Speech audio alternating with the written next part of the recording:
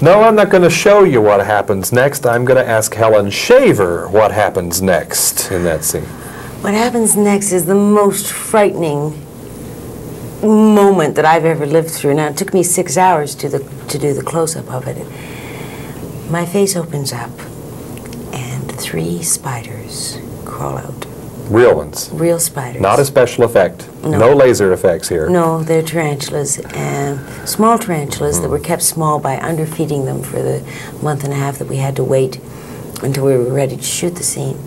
And I mean, it is truly, I think that the image, the reality is truly one of everybody's oldest nightmares, you know. I mean, that whole thing of the invasion of the body, the parasite, the powerlessness.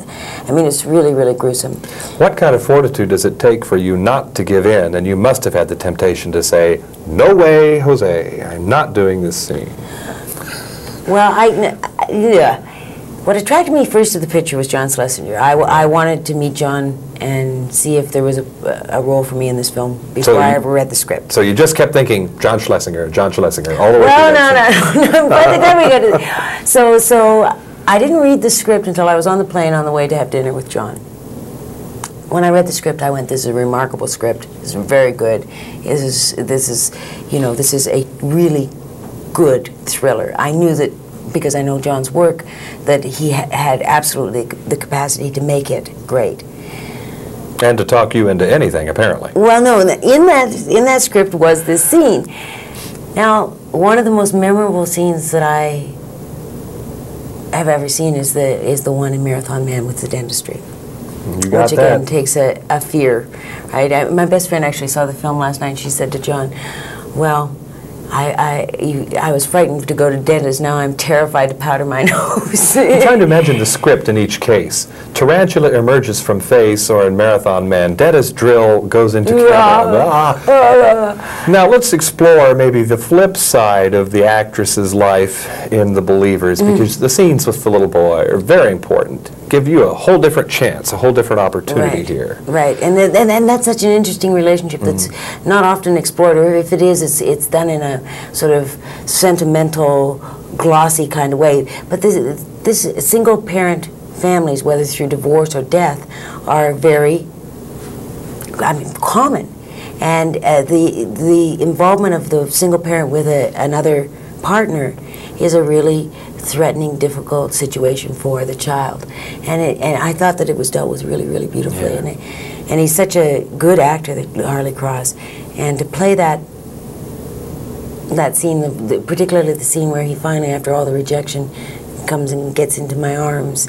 I mean, really moved me. It was really, really nice. People tuning in are saying, Helen Shaver, and they're looking at your face, and they're saying, where have I seen that face? Let's help them recall. Where have we seen you before? Well, most recently, I had the privilege of dancing with Paul Newman in The Color of Money, which was a joy. Nobody had to talk you into that one. No, that was simple. That was easy. And just this time last year, Desert Hearts was which played in Kansas City. We know that film. Yes, yeah. Very successfully. Yeah, it was. I'm real proud of that film. It's a small film, but challenging. I don't know what else. Well, that's good for starters. That's the last year. It is kind of starting, is it not? The movie career itself. Well, actually, the film I'm working on right now is my 23rd film. 23 films? Yes. Is it the classic case of an overnight success not being what it seems? No, yeah, I guess, very few people that I know who are overnight successes. Most of us have about 10 years behind that. Yeah. There have been films like In Praise of Older Women, for which I received the Best Actress Award in Canada, that received some international recognition. Other films like Who Has Seen the Wind, which was very successful in Europe and in Canada, but never. I've done 2 television series, United States and Jessica Novak. United States was critically acclaimed, but only had 10 million viewers. So well, I'm curious, movies like these that you're talking about, how important to you is it as an actress that we eventually get to see these? I mean, you want your work to be seen. That's part of the job. So yes, it is, but it's also very interesting as an actor, unlike a writer or a painter or a composer who can do 20 compositions and toss them out if they don't like them and just present you with the final one. An actor who works on film, the work is always available to be seen. Only an editor can toss it out, or a director, but Right. but basically the whole process is always there. Now, some people's careers are such that they begin working in an environment that is completely conducive to supporting good work. You start with a great script and a great director and a great editor and a major studio promoting it and so on and so forth, and that work is supported by the whole environment and put out there. Other actors' careers take a different route, that they begin, as in my case, I began in Canada with very, very small films. Well, the first film I did, I was the leading lady and the makeup artist, because we only had $87,000 to make the And movie. you were the with. justice of the peace also. That's right. You know, everybody else looked good. I had too much makeup on. You know, and so it's just each career has a different route.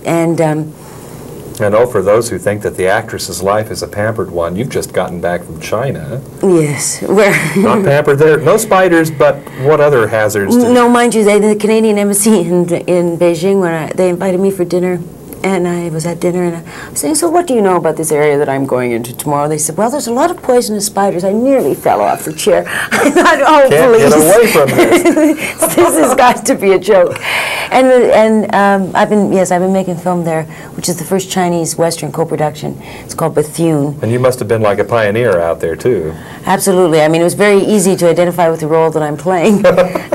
She's a missionary in the 30s. Listen, you got to be physically tough for this occupation, I don't know. you? The Constitution's good genes, good Canadian On the whole, stock. do you find yourself doing things you never would do just on your own?